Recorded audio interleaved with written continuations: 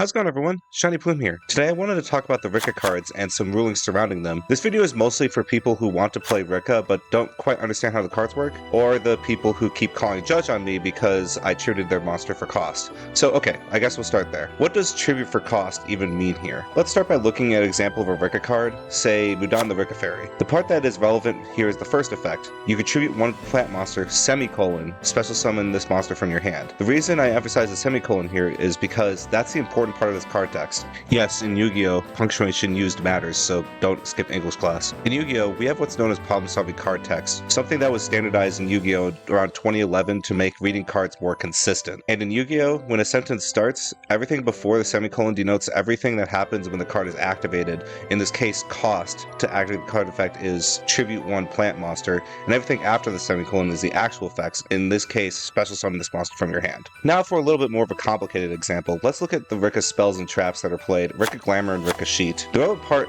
of the effect is, when you activate this card, you can also tribute one plant monster, semicolon. This means that if you do end up tributing a plant monster as part of the cost, you get a bonus effect. Now to kind of tell the difference, let's contrast this to their boss monster, Teardrop the Rikka Queen. Teardrop says, you can detach one material from this card and target one monster on the field, semicolon, tribute it. Now that we're in the groove of understanding cost, you should be able to recognize that the cost is detaching material from this card and targeting a monster on the field, and the effect is tributing the targeted monster. Perfect, now that you understand that, where does tributing your opponent's monsters come in? Well, that's because of the field spell Rikka Con. The relevant part of the effect here is, once per turn, if you would tribute a plant monster that you control to activate a Rikka card or effect, you can tribute any one face-up monster your opponent controls, even though you do not control it. This means that all of your Rikka effects that read, you can tribute one plant monster, semicolon, think of it like they now say, you can tribute one plant monster or one face-up monster your opponent controls. And since it's the cost to activate the Rikka card, it means that the monster that got tributed gets tributed as soon as the effect is activated.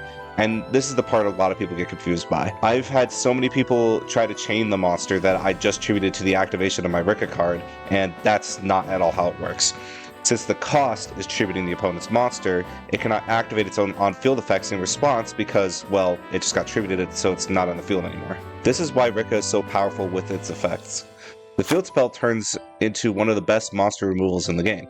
Many monsters have ways to not be targeted, unable to be destroyed by card effects, by battle, or are unaffected by activated effects. But tributing bypasses most of those, and since the tributing is cost in most cases, it gets around the monsters that are unaffected by activated effects. The only monsters that are immune to this are the monsters that cannot be tributed or are unaffected by card effects. Notice how that's different than unaffected by activated effects. Though there is a card that does get around the monsters that are unaffected by card effects, but that's a topic for another video.